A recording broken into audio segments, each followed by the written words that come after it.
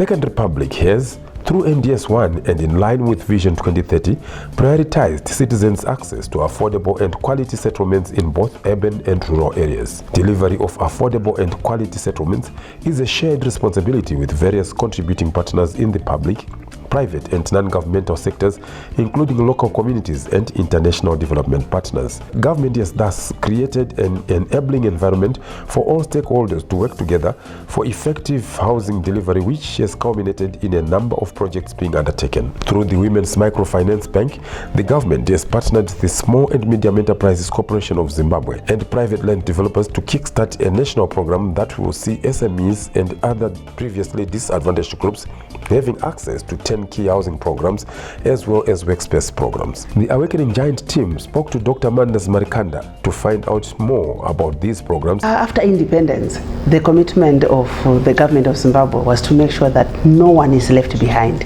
And by nature of the history of Zimbabwe, women were excluded. So coming up with a specific bank for women, it was an affirmation. Nzira yokutaridza kuti mudzimai anokosha. Harisi bengi riri kuti varume vakauya vanonzi musauya aiwa, asi bengi rinotaridza kuti pamwe pese tatichiseva madzimai on the periphery, tine madesk emadzimai, but right now madzimai anogona kuya akabereka mwana wake kumusana namapatapata. Hazvine kuti wakadzidza, hazvine kuti une chinyi, asi kuti upinde muupfumi hwenyika yenyu, you need to participate in bank rako. Saka this is the bank, and it's not meant to operate say mamwe mabank zvazvokuti unoti kwakati hatisvike, rinosvika kusingasvikwe ikoko. Kana kuchingova nemadzimai kune vari kuri kunharaunda dziri kure ikoko, totsvaga nzira yekuti tobatsirana sei kuti munhu mumwe nomwe awane chikamu chokupinda, leaving no one and no place behind.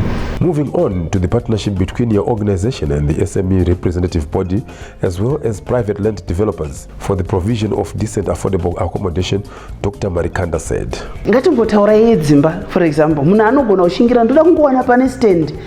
Ukatenga stand, uchada kuzoona moto wokuti ndotanga kuvaka sei. Isi takabatanidza chinhu ichi ndobva tachibika pamwe chete seshamwari dzakanaka. Ndobva taona kuti stand neimba zvikaumbilidzwa, tikaona shamwari dzedu dzinotibatsira kuti tinowana sei materials akachipa. Imba yanga ichaita 120,000. Tiri kugona kuiti ive available ne 65,000. Ndiani ane 65,000?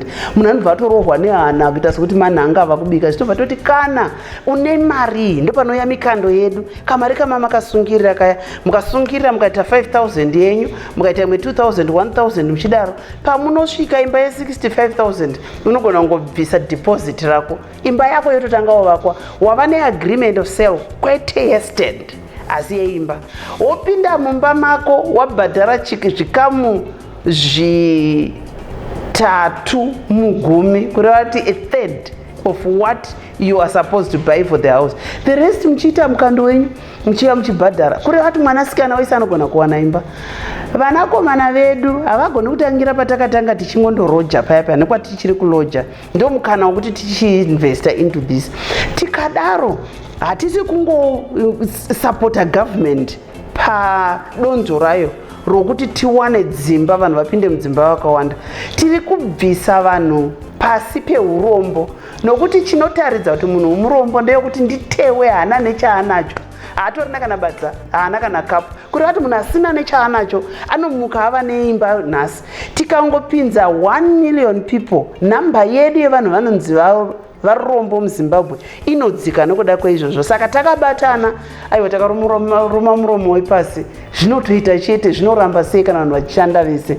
Saka tiri kuudza vanhu vese kuti kana uri kukubhindura, kunotova neprogramu yekubhindura, mastands amunogona kuwana kubhindura. Tiri kushanda nemalocal authorities ese kuti ikoko unogona kunge uriwo kumuzarabani, unogona kunge uriwo kukotwa, ikoko unogona kusada kutenga imba mutaundi, imba pagrowth point penyu ipapo mobva maitenga, kureva kuti ndinogona kurarama zvandinoda, ndodyawo zvandinoda, nokuti Mwari havarumbidzwi nevakafa mufunge. Unova ndirumbidzwa navapenyu, kureva ndikapinda mukaimba kangu ndava kutendawo. Saka ndiri kuchiredzi, ndiri kunyanga kuenduko, ndiri kubhinga iproject yeZimbabwe yose. Saka chokutanga kupinda muprogramu yeyo kuti ndiri SME here kana kuti ndinongova mudzimai muopena akaundi yenyu mopinda zvishoma nezvishoma. Asi chanda chifanana necho kuti program yedu haisi kutendera kuti munhu afunge kuti ndichaita 5 years ndisati ndapinda mumba. Unopinda mumba mugore rino pane vari kutogadzirira izvezvi kupinda mumba mavo chatatisina umborota. Saka maresolutions edu aya okuti ndoshuvirawo imba vamwe vobva vakuseka kuti zviroto zviya gore rino zvinoita. To further protect the prospective homeowners, the bank, together with its partners, carry out all the necessary checks and balances through local authorities, private landowners, the Surveyor General's office, and so on, to ensure that no demolitions would take place in the future. Tisati tapinda mupartnership nevamwe vese noti kune anouya neland yaari kutengesa mastand. Iland iyoyo tinoda kuti iwo tione kuti pamutemo ndeyenyu zvechokwadi, makatenderwa nehurumende, mukatenderwa nekanzuro kuti ndo zvinofanirwa kuitwa, pane mapermits anotarisirwa. Due diligence kusaidi kwedu kwebank tinototarisira kuti zviitwe. Ma-SMEs edu vanoita the same. Tinoda kuprotecta, isu hatisisi muridzi weimba, asi tiri kuti uya nedeposit yako iri safe kuno. Tokuudza kuti pane apapo asi takacheka tikaona zvakati paunondowana nhindi zviri nane unogona kungosevha mari yako kubank ichingoungana yakadaro, asi tiri kuti chiisa muma-assets. Saka isu we are the administrator, saka tinoita due diligence yedu iyoyo. Ndo chikamu chatakasvonorera maziso, tiri kupota tikafona tikanyorawo tsamba tonyorera nokunana PMSEC vari responsible nelocal authorities. Ndokuti hakuna anofanirwa kusara kunze. Zvinorwadza moyo kungomuka mamuka sehowa mobva mazoputsirwa zvekare. Isu tiri kuhopa sewomen's bank tabatana pamwe chete taita due diligence tikaona maseteni pane mabhokisi atinotika chakati chiripo here. Handiti kugara nhaka kuona dzevamwe, ukaona vamwe vachisvuurwa musoro nechisvo bvudzi risina kutoteswa munhu anochema achiveurwa zvinorwadza, vakangwara unototesa musoro wako. Kutotesa kwedu isi kuti zvii zvinoda kugadziriswa kuti pagone kushandika, kuti remangwana pasamuka mumwe munhu achingoti ibvaipo. Hazvinawo kunaka kugara mumapani. Ndoda kuti pane rimwe zera richazoya richibvunza kuti mukaimbova nepaiva nemvura, paiva nepaitwa matoro, kwaiva nemachakwi. Saka tikasaichengeta nyika inovakwa nevene vayo. We have to guard it jealously. Zvakafanana nokungoti mwana anopinda mumba obva atodya nembeu yacho, mangwana tatova neproblem kana tikadaro. Ndosaka tisingadye mbeu tichishingirira kuti zvinhu zviite zvakanaka. Tinorera vana vedu. Zimbabwe tine culture yatinayo inoti ubuntu. Yekuti ukatoona mwana asingaiti zvakanaka unotofila like muchopu asi achingothrowa matandira mufunga kuti mwana uyu asara namai. Nokuti pane zvatinotarisira. Chero mukatarisa vakuru vedu venyika burikidza even naamai, unonzwa kuti tiri kusumudzirwa kunzi ngativei vanhu vanochengetedza unhu hwavo. Saka munhu akava nepake paanoti ndepake, hatite zvokubvuta nekucheka nokuheka tichienda zvokuti vanozodzoka vofunza kuti kwaiva nevanhu here, kwaiva neorder here panguva iyoyo. Saka tiri kuhopa kuti isu project iyi inopinda nevasi vanenge vachiita mapepa ovapo. We now take a short commercial break. When we return, we speak to Rabson Hove, an Executive Director at the Small and Medium Enterprises Corporation of Zimbabwe. Please stay tuned in for more.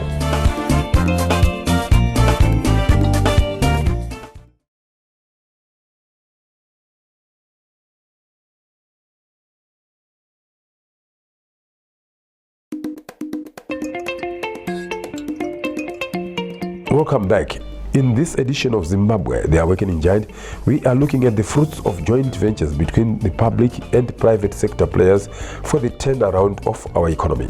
Now we speak to Rabson Hove, who leads an SME organization, to find out how these partnerships are set to improve the lives of all Zimbabweans. In the world, SMEs are the engine of economic turnaround.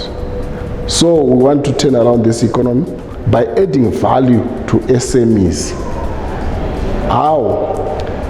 We know that in our country we have got a plenty of virgin land. We have partnered all local authorities and some banks. We have realized that these SMEs needs to reduce the cost of operation.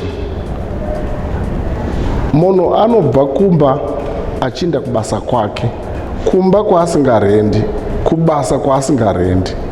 Then it reduces the cost and the burden of their budget. You know, cost of rentals in town the minimum is $500, just less than 20 square meters. You see that they are charging at least $12 per square meter.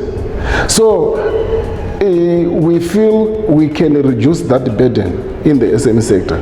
Government of the Republic of Zimbabwe, they've tried by all means, but they don't have capacity. But as SMEs, we have capacity, we have money. What we need is land so that we can construct state-of-art incubator shells, state-of-art and a decent housing scheme. We have created an EPCF, that is engineering, procurement and construction, with the component of funding. Kana mkando chaiwo unogona kuita kuti ma SMEs vararame. So we have tried by all means and we have already started. According to our strategic plan, which will lapse 2027 for SMECZ, thematic number 8 is to cater for the infrastructure provisions for SMEs and the workspace and the decent workspace for those SMEs. So we have already started. Why? We have capacity to construct houses. We have within the 21 economic sectors, we have construction companies. Within the 21 economic sectors, we have got the suppliers of those materials for construction. So we are geared to construct not less than 1.2 million housing units as an institutions with our partners. You know, in this country, you can realize that most of local authorities, they've got a backlog in their waiting list for housing. But you can realize that those lists, most of them are SMEs. They need decent housing. So we want to remove the idea of Vana Epworth. We want to create smart cities. We want to create state-of-art incubator shells.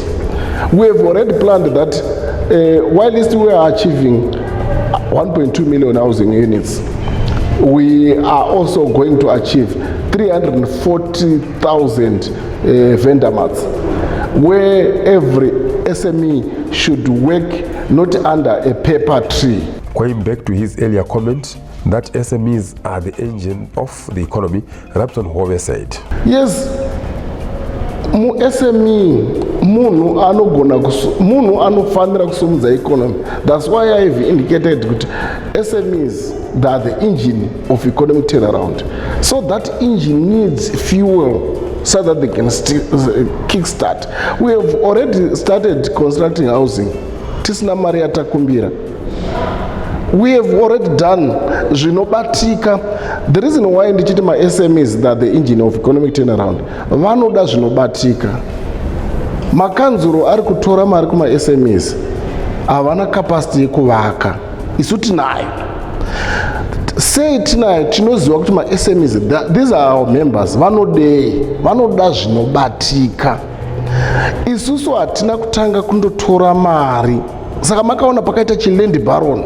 Chachiri chilendi chekuti vanhu vanotanga kutora mari ivo vasina chavaisa. Isusu tinotanga kuvaka tisati tatora mari. And tichishandisa the engineering component yatachitaura yekuti EPCF. Tichaita ma designs, tichaita zvese, tichavaka, tichatenga futi kuma SMEs acho. Tichakwanisa futi kuti tifande zvataita izvi pasina mari yatatora kuvanhu. So the EPCF ne 10 key facility inoita kuti uone kuti one SME hadi kubigwa, anocounter every cent. Saka isusu tototi hatidi kubigwawo, chibhadhara uchigara. Kana wapedza tokupa title. Kana kuda kunokwereta kubank wakushandisa title rako.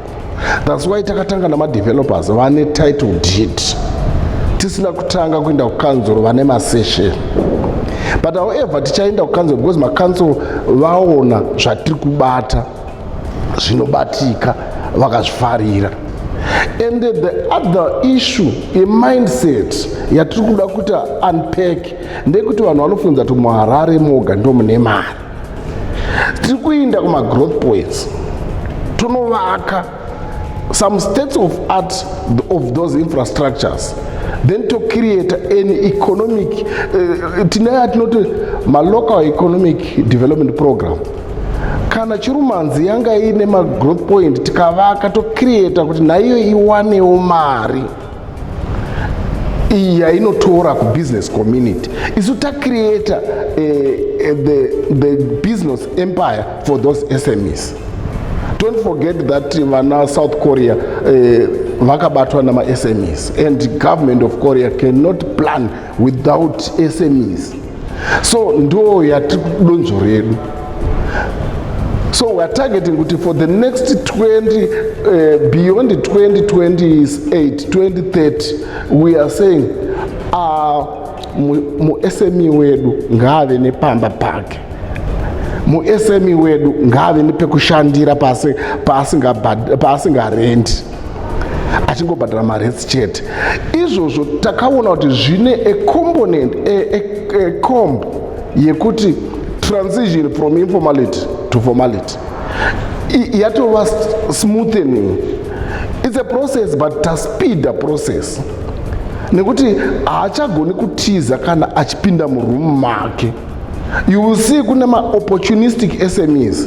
Then kuna SMEs, those who are business oriented, will remain in business. Because zvatatora zvidonzo redu ne our roadmap. You will see kuti kana asingadi kuformalize business rake anongobuda ega. Acharamba achitiza vamwe vachipinda muroom makanaka. When member organizations are registered, they have an aim and their own objectives.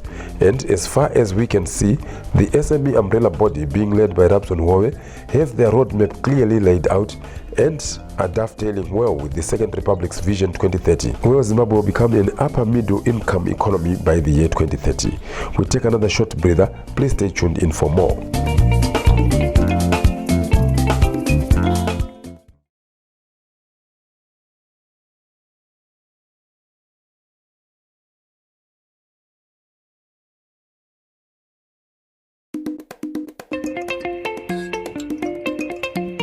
Welcome back.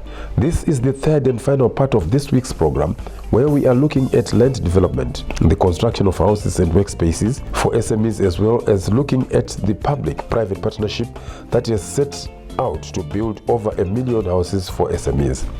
In this part, we speak to land development expert Howard Matope, who started off by explaining what land development is all about. Kana chiti land development muindustry medu tinoti susu kuti tisvike pastage yekuti nzvimbo iyi yahabitable pakwasakuwa kwadzimba. Tine maprocesses atinotora isusu as land developers. Tinokwanisa, tine capacity through consultants dzatinoita dzekuconverta property land use kutobhoti renge riri farm raitwa zvekurimwa haringotanga kuwa kwadzimba without necessary permits atinoobtaina from the government of Zimbabwe the local authority. Kana nzvimbo ichichinjwa from agricultural purposes ichienda ku residential purposes, tine application yatinoita ku government of Zimbabwe inotipa the subdivision permit. Pepa ratinoti subdivision permit idocument rinoallow change of land use kubva pause yainge inayo up to residential stands. Then tapiwa pepa iroro tunoenda pa next stage zvakare patinoita further application ine document ratinoti development permit. Development permit ndo document rinoallow now ma civil works atinoita pa ground ekuti zvamunotarisira imimi kuti nzvimbo iyi in terms of development muchatarisira kunge isusu takuitira chi kuti muzokwanise kuuya kuti muchitanga kuwaka imba yenyu. Development permit idocument rinostata zvamuno expecta imimi kubva kwatiri. Like for example, tinonge rinenge rakastata kuti isu tichagadzira road from Zairi up to third level. Then tichaita ma civil works ese acha provide the water reticulation complete, ticha provide sewer, tichaprovide magetsi. Kana ari magated communities, we are also going to do the parameter wall so that we can be in a position to define it and start selling it and advertising it as a gated community that's safe, secure and smart. Commenting on their triple P with the SMEs and the bank, Howard said, partnership yedu iri kubatsira vakawanda, because if you look at the process yekutenga land kuti munhu akwanise kuwakaimba inogona kudhurira vakawanda. Yakanga yasvika palevel yekuti zvakanga zvakuita fanga like is for this elite or vanhu mari yakawanda, but we had to tailor make programs edu in such a manner that we are very accommodative to each and every Zimbabwean who has the capacity at least to get into a program and be in a position to pay at least something on a monthly basis. So what we did is we partnered with the bank for the purpose of saying munhu kana atenga stand kwatiri, bank richawaka imba kana raise a certain deposit achibhadhara on a monthly basis, asi imba inenge yawakwa yapera through my contributions avanenge vachiita in a certain stated period of time. Imba inenge yapera like ma 4-bedroom house, ma 3-bedroom house, munhu akutambidzwa maki yake akutopinda mumba make achigara achibhadhara for the agreed period, because my periods that ataka agree with the banks like they're going to range from about 5 years to about 10 years. Asi munhu anenge achigara mumba pake. There's also a certain security to this as compared to my programs airowanwa kare. If you look at my banks kudara, vanhu vaitya kurana maprograms ekutenga dzimba through banks because waiti ndikazobuda basa mangwana ndinogona kuluza stand yandatenga kana ndogona kuluza property yangu. But what we did is we made an MOU with these banks that we are working with to protect and safeguard my clients edu vari kutenga maproperties edu. How we did this is, let's say for example imba yawakwa yapera, munhu wapiwa maki wapinda mumba, but there's ma unforeseen circumstances anoitika muupenyu, basa rinopera, munhu anoita accident, panoita zvinoitika kana kuti muridzi weproject anofa asiya family yake. Isusu we help the owner of this project or this family yatenga project yawakirwa imba in certain way, like for example yawakwa 4-bedroom house, munhu abuda basa kana kuti muridzi wemba, baba wemba wafa, andita we have a provision that makes safety for this, that provides safety for this family. Tinogona kuti imimi pamakajoina this scheme zvinhu zvakanga zvichifamba, but pakazouya unforeseen circumstances, chimbotorai 2 rooms idzi mumboshandisa uku front uku muisa matenants. Security up mind yekuti mari dziri kubhadharwa nematenants hadzichauya kwamuri imimi are just accommodated while your house is being paid by the usage infrastructure yenyu. Matenants ari kuisa mari kubank, aisa mari kubank, panopera period mari dzabhadharwa, you retain your house and it remains your house because the property is your name, paperwork is done in your name. We're just doing this to make sure kuti mutorerwe imba yenyu, we're protecting you against unforeseen circumstances kuti murambe mine imba yenyu until mapedza kubhadhara, then you independently own your property. Duped Kanyongo is another executive from the land developers, and he commented on how they are aligned to government policies. Mukuru wenyika kana achinga kupai mukana kuti nyika inovakwa nevene vazvo vanenge vachireva kuti iwo nesu tinofanira kubatana kuita chinhu chimwe chete kuti nyika inge ichibudirira. Zvazvinoreva ndezvekuti dzimba dzavari kutaura kuti by 2030 tinofanira kunge tane 1.2 million houses dzevanhu ma-low incomes, ndo dzatiri kuvaka idzodzo. Vene vacho tisu vari kuvaka tisu tichibatsira pazvirongwa zvehurumende izvozvo. Iri hurumende yoga haikwanisi kunge ichibudirira kuita chinhu ichocho tikaitarisa. Ivo vakataurawo isi tinofanira kuimplementa paground chinhu chowanika. Maresources atinowana isisu through SMECZ ndo watakapartner nawo vane ma-SMEs vanogadzira mawindow, vane mashops esimend, vanogadzira ma-door frames, kune ma-plumbers vari muma-SMEs. Through ma-SMEs iwayo ndo mune ma-clients edu zvekare. Ma-SMEs iwayo pavanoshanda vanoita mikando yavo ichibatana, ndo mari dzinouya futi kwatiri dzinozobhadhara zvinhu zvatiri kutaura izvo zvatichishandisa pakuvaka. Tine ma-companies anogadzira zvidhina like what Mr. Ho said kuti tine zvidhina zvatakasecure 16 trillion bricks dzinovaka 1.2 million houses dzakanaka. So far tine 6 billion bhechi rekutanga ratisati tatombodii zvaro ratiri kushandisa pakuvaka izvezvi. Zvidhina izvozvo zvitovepo, hapana chisipo pane zvatoshandisa. Saka zvinhu zvedu zvese tinotora kuma-SMEs kuti tinge tichivasimudzira. Pane kuti amirire kuti Mr. John vachauya kuzotenga bag 1 recement, isi tinotora cement in bulk kuma-SMEs. Ma-clients edu tikatora mari tobhadhara bag kucement idzodzo. Ma-clients edu akabhadhara totora futi bag mari yoenda kuzvidhina.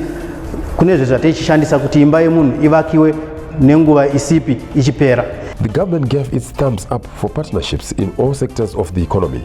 And in this edition of Zimbabwe, the Awakening Giant, we have seen how the financial institute mandated by the government with the empowerment of women, an SME umbrella body and private land developers are now providing upmarket housing as well as workspace projects for all Zimbabweans across the board, though with a strong bias towards previously marginalized groups. We hope you are going to join in the drive to make Zimbabwe great again by playing your part in the various economic turnaround programs in our great nation. And with that, we come to the end of this week's edition of your favorite program. Until next time, same place, same station, pleasant viewing.